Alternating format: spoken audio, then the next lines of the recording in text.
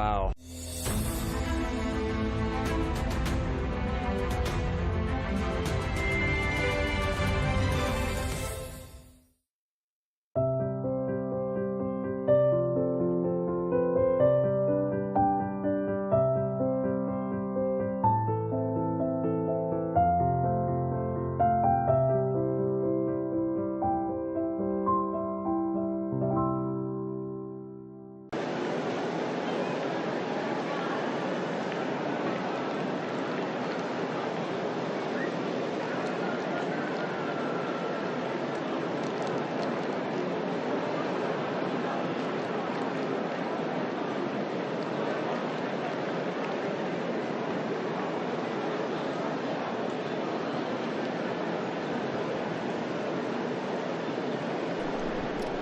Laudetur Jesus Christus. Praised be Jesus Christ, and welcome to this live broadcast. We're coming to you from St. Peter's Square, and our Holy Father will be coming to that window we see up at the top right corner of the Apostolic Palace in just a few moments to provide us with the reflection on today's Gospel for the third Sunday of Easter, and to pray the traditional Easter invocation to Our Lady, the Regina Coeli. I'd like to take the opportunity to welcome all of you who are joining us for this live broadcast. We have some of you tuning in through our very own Vatican media channels, the Vatican Audio Live Events app, or the Radio Vaticano app. We have some of you tuning in through the Vatican News web portal, our Vatican News English YouTube channel, and our Facebook Live feed. And to those of you tuning in through our media partners, a warm welcome to you as well. Some of you tuning in through TV, through Catholic TV, Catholic Faith Network, Shalom World Television Networks, Salt and Light TV, EWTN, Shalom TV, and at Madarshan TV. But we also have radio listeners out there as well. Thank you to you for joining us, some of you through Radio Maria in England, and others through Luminous Radio. And here we are with thousands who have come this rainy morning in order to hear the words of our Holy Father, many of them probably coming from Slovakia. There were about 25 pilgrims who came to Rome from Slovakia and met with Pope Francis in the Paul VI Hall yesterday. And in greeting the pilgrims, our Holy Father spurred them to continue to cultivate the richness of diversity of Slovakian society, he said, which can be found in the local church. He also recalled his visit to Slovakia and said that when I came to see you, I wanted to encourage you to walk the path of encounter all together, young people, families, the elderly, the different communities that have historically been a part of your society. And he went on to commend an aspect of Slovakian culture of hospitality and solidarity, symbolized by the Slavic custom of offering bread and salt to visitors as a sign of welcome, he said, which has proved itself once again in the tragic context of the ongoing war in Ukraine. As we know, many Ukrainians also finding welcome and hospitality in Slovakia. And as of yesterday, the Church has a new blessed, Armida Barelli, who was a secular Franciscan and lived in Italy between 1882 and 1952. She was the co-founder of the Secular Institute of the Missionaries of the Kingship of Christ, together with Father Agostino Gemelli. Both of them sought to promote the gospel through education. And as we know, Agostino Gemelli, founding the university in Milan, a Catholic university, which the medical school here in Rome at Gemelli Hospital, which also serves the Pope. The curtain has now been drawn back, and Pope Francis now coming to the window.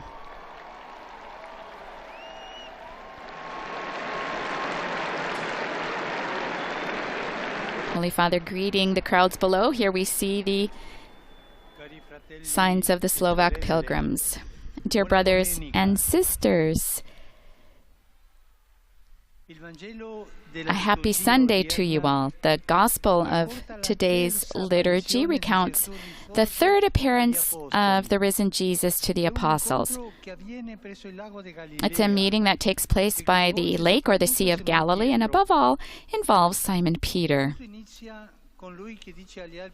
It all begins with him saying to the other disciples, "I'm going fishing." There was nothing strange about this since he was a fisherman, but he had abandoned this work from the time he had left his nets on the shore of that very lake in order to follow Jesus. And now, while the risen one is waiting, Peter, perhaps a little disheartened, proposes to the others that he return to his former life, and the others accept. "We'll go with you," they say. But that night they caught nothing. This can happen to us out of tiredness, disappointment, perhaps out of laziness, to forget the Lord and to neglect the great choices we have made, to content ourselves with something else. For example, not to dedicate time to talk together in the family, preferring personal pastimes. We forget prayer, letting ourselves get wrapped up in our own needs. We neglect charity with the excuse of daily urgencies, but in doing so, we find ourselves disappointed. It's that same disappointment that Peter had with empty nets, just like Peter. It's a path that takes us backward and doesn't satisfy us. And what does Jesus do with Peter? He returns once again to the shore of the lake where he had chosen Peter. Andrew, James, and John, all four of them he had chosen there. He does not reproach them. Jesus does not reprove. He touches the heart always. He doesn't reproach, but he always calls his disciples with tenderness children. And then he invites them, as before, to cast their nets again courageously. And once again, the nets are filled to overflowing, the same as before. Brothers and sisters, when our nets are empty in life, it's not the time to feel sorry for ourselves, to have fun, to return to old pastimes. No. It's the time to begin again with Jesus. It's the time to find the courage to begin again. It's the time to set out, to go out into the deep with him. Always before disappointment, it's the time to begin again, to find courage, and to set out in the deep, especially when we feel like going back. It's time to set out again, to set out into the deep with him. He's waiting for you. He's thinking of you, of me, of all of us. Peter needed that shock. When he hears John cry out, "It is the Lord," he immediately dives into the water and swims towards Jesus. It's a gesture of love, because love goes beyond what's useful, what's convenient, or what's obligated. Love generates wonder. It inspires creative, freely given zeal. In this way, while John, the youngest, recognizes the Lord, it is Peter, the eldest, who dives to meet Jesus. In that dive, there's all the newfound enthusiasm of Simon, known as Peter. Dear brothers and sisters, today, the risen Christ invites us to a new impetus, to each one of us. He invites us to dive into the good without the fear of losing something, without calculating too much, without waiting for others to begin. Why? Not to wait for others, because in order to go out to meet Jesus, we need to be put off balance. We need to be put off balance. Courageously start again, to take a risk. Let us ask ourselves, am I capable of an outburst of generosity, or do I restrain the impulses of my heart and close myself off in routine or in fear? Jump in, dive in. This is Jesus' word for today. And at the end of this episode, Jesus asks Peter for 3 times a question, do you love me? The risen Lord asks us too today, do you love me? Because at Easter, Jesus wants our hearts to rise too. Because faith is not a question of knowing something, but of love. Do you love me?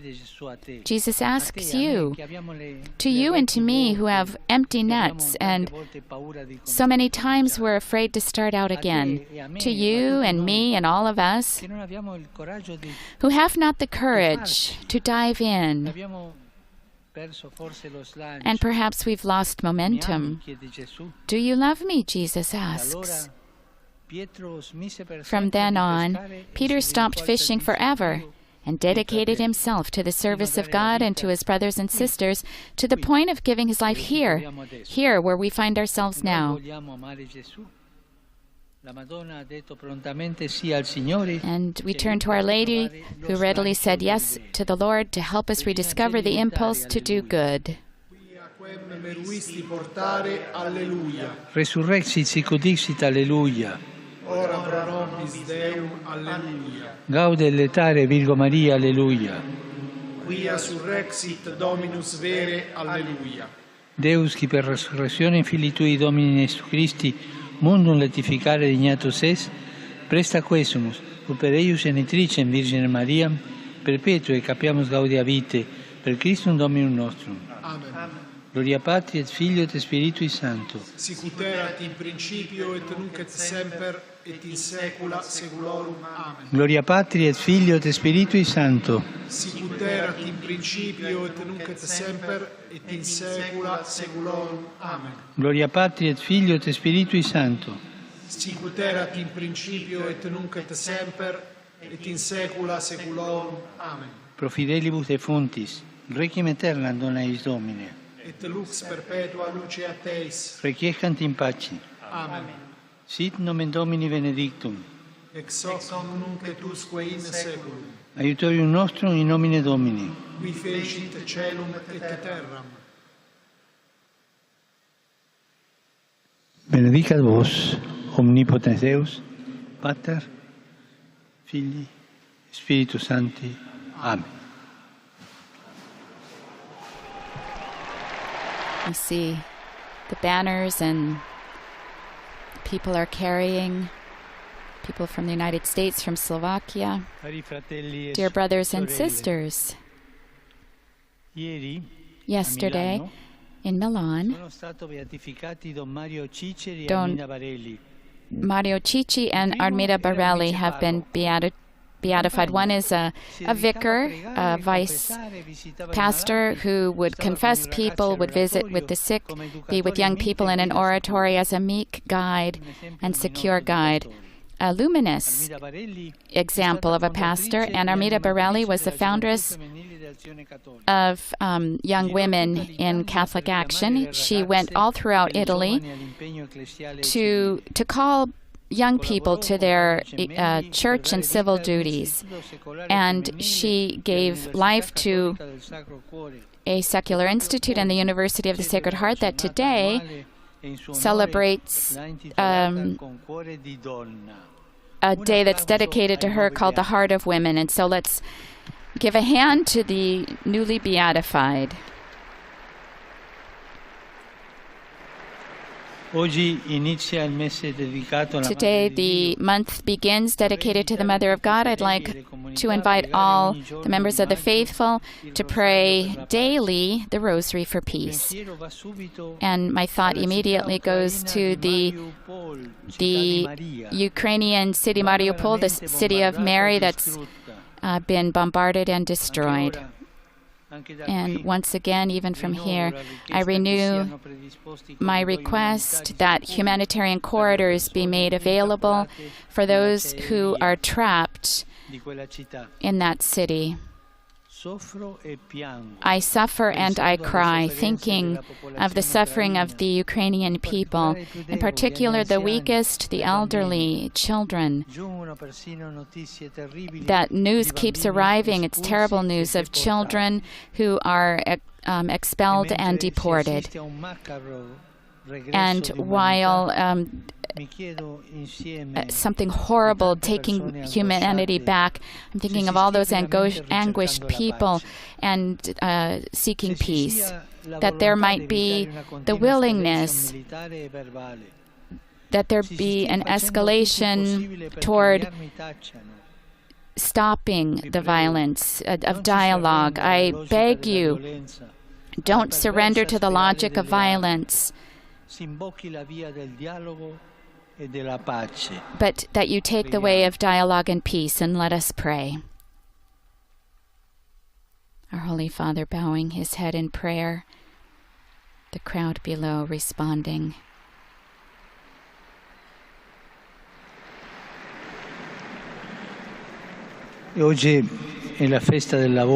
Today is the day for work. And that may we dedicate ourselves so that there might be dignified work, and that from the world of work might come the will to foster an economy of peace. And I'd like to recall those employees who die at work. Perhaps there's too many. The day after tomorrow, the 3rd of May, is the World Day of Freedom of the Press from UNESCO.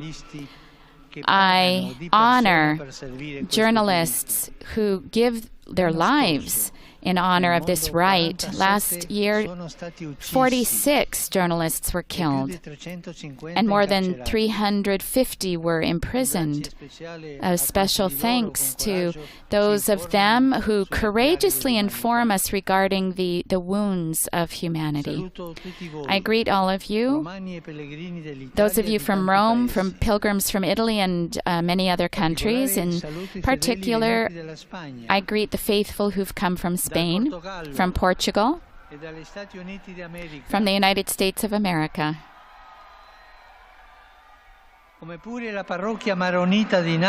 Also, the Maronite parish from Nazareth and St. Rita in Warsaw. I greet he's greeting some students, and it sounded like a choir. A special thought, the Onlus Meter, who for many years fight against he also greets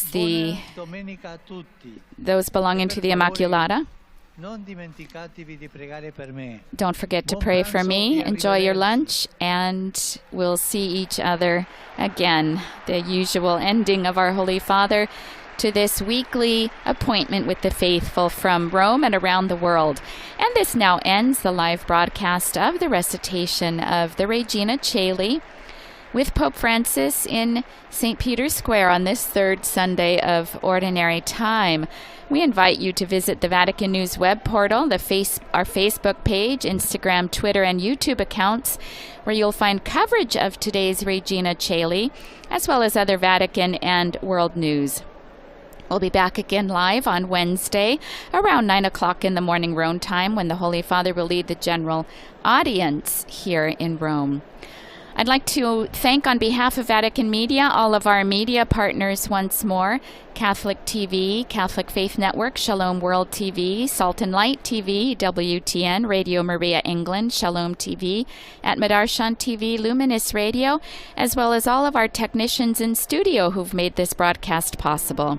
I'm Sister Bernadette, and I'd like to wish you all a beautiful, blessed, and holy Easter Sunday, the 3rd Sunday of Easter.